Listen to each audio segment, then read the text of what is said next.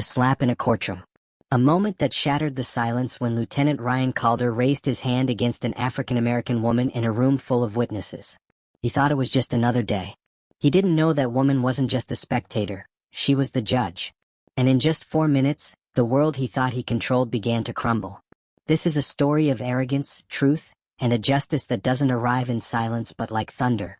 Stay with us because what happens next will forever change this city. It was shortly after 8 a.m. when Judge Eleanor Vance climbed the wide steps of the Brookhaven courthouse. Wind tugged at her coat as she moved forward with quiet dignity. She wasn't in a robe, she never was until she took the bench. Her silver hair gleamed in a neat bun. The day's hearing was simple, a teen charged with vandalism. But her instinct, sharpened by years on the bench, told her this wouldn't be ordinary. Inside the courtroom, routine buzzed. Public defenders sat in the front, a court reporter rustled papers, and 2 officers chatted in the back.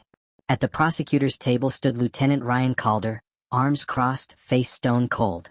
Eleanor recognized him instantly, decorated on the surface but with a file thick with complaints.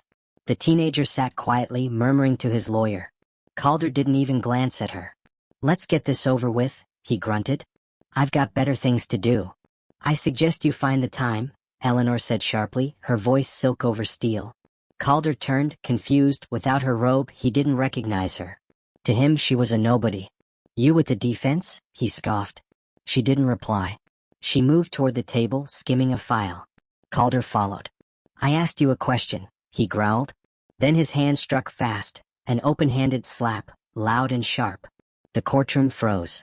A gasp. A coffee cup paused midair. But Eleanor didn't flinch. She slowly turned her head, locked eyes with him. He stepped back, still smug. "Maybe now you'll listen," he muttered. "You people never learn." Eleanor walked calmly past him, stepped up to the bench and sat. Her hand touched the gavel. The courtroom exhaled. The silence cracked. "Lieutenant," she said, her voice echoing, "you just made the biggest mistake of your career." Within the hour, the wheels turned. Reports were filed. Cameras flagged. A call to the Department of Justice went out. Eleanor wasn't waiting for apologies. She'd seen those go nowhere. Not this time. By 2 p.m., Agent Clara Hensley arrived. She was sharp, relentless. "I've seen the footage," Clara said. "This is federal assault on a public official. But we want to go deeper. We think Calder has a pattern." Eleanor didn't hesitate. "Do it." Files were pulled, every case with Calder's name. Dozens. Daniel Price, her assistant, stacked them chronologically. A disturbing pattern emerged. Mostly young Black or Latino boys. Petty charges turned serious. Body cams mysteriously missing. Plea deals rushed. Identical wording in reports. Clara returned with more agents. Internal police files confirmed it, 12 complaints against Calder. All closed. Same supervisor, Captain Walter Briggs, retired with honors. One case stood out, a 17-year-old accused of graffiti, beaten, missing a tooth. Case closed for lost footage. "I want everything connected to Briggs and Calder," Eleanor ordered. "No exceptions." Clara nodded. "There's more. Deputy Prosecutor Gareth Lowe is tied to several of Calder's worst cases." As they dug deeper, the pushback began. Eleanor's teenage nephew, Noah, came home pale. That night, Daniel showed her a photo. Noah walking home, taken from behind. No message, just a threat. Eleanor called for federal protection. U.S. Marshals arrived. Still, the intimidation escalated. Local media headlines turned suspicious. Bias on the bench. Photos of young Eleanor at civil rights protests re-emerged, weaponized. Online trolls flooded her name with slander. Hashtags demanded her resignation. "They want to scare you off," Daniel warned. "They think I'm doing this because he hit me," she replied. "But this isn't personal." It never was. Then came the emails between Calder and Gareth Lowe. Secret communications. Case tampering. One message chilled her. "Is this one clean?" "Not on paper, but he's the type." The boy in question?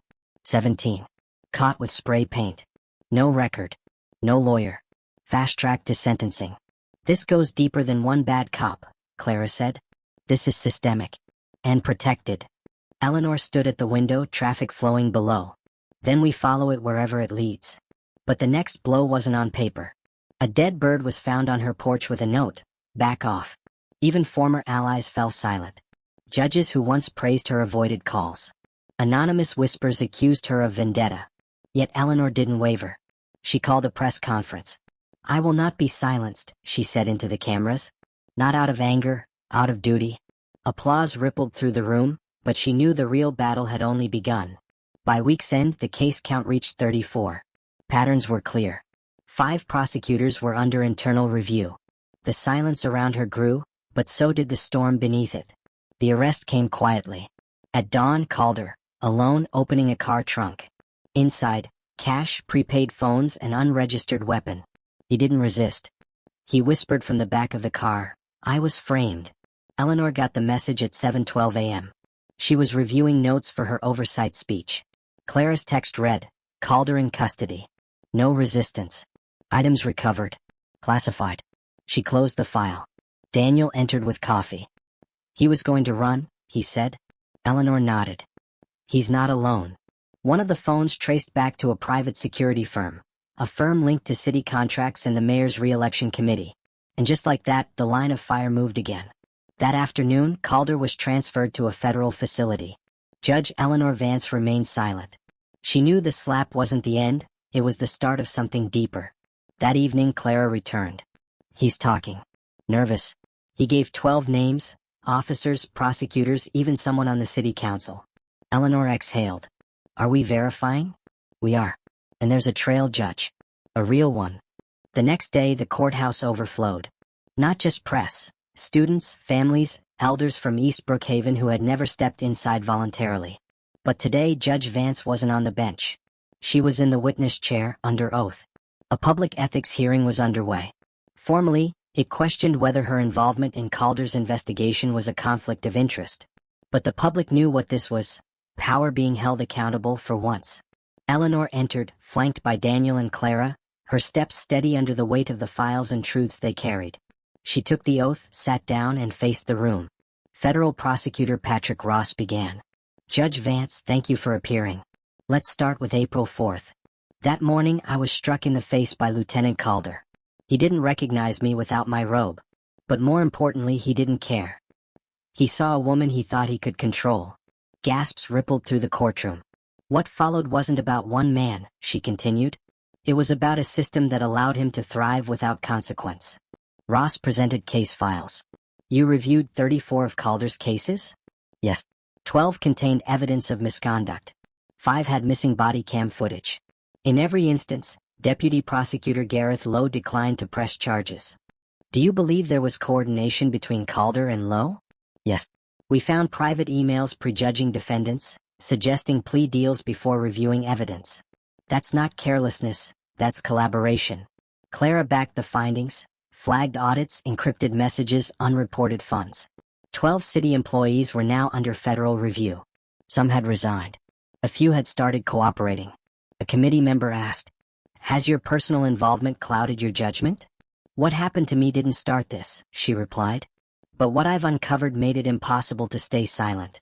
I'm not here because I was hit. I'm here because others were, again and again, with no one to speak for them." Ross closed. "What outcome are you seeking?" Eleanor glanced across the room at a teenager, one of Calder's former targets, sitting still in borrowed clothes. "Accountability," she said. "For Calder. For those who protected him. For everyone who used power to erase justice." The room rose to its feet, not from instruction but from conviction. Justice wasn't an idea anymore, it was a woman who refused to stay quiet. That night, alone in her office, Eleanor signed a single-page letter. Voluntary resignation, effective at the end of session. No theatrics, just resolve. The next morning, she stood before reporters, not in robes but in a navy blazer. "I've spent 30 years here. I'm leaving not because I lost, but because others must rise." 3 months later, law student Tessa Morgan spoke at a reform hearing. "Judge Vance taught me justice doesn't whisper." In the back row, Eleanor smiled softly. "Change, after all, doesn't retire. It passes on."